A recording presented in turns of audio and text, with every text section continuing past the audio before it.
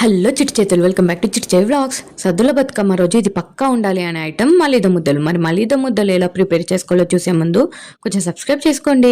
First బియ్యం పిండిలో కొంచెం ఉప్పు వేసుకొని దాన్ని హాట్ వాటర్తో మంచిగా ముద్దలాగా చేసుకోవాలి.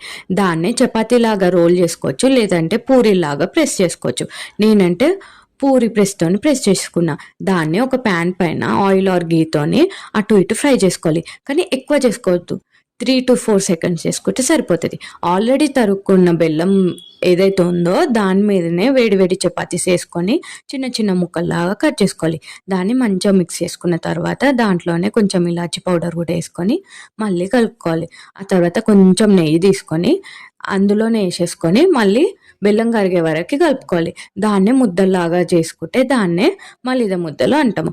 మరి మీరెప్పుడన్నా మలీదా ముద్దలు ట్రై చేసిరా? చేస్తే కామెంట్ చేసేయండి. ఇదైతే తెలంగాణలో చాలా ఫేమస్, టేస్టీ ఉంటుంది.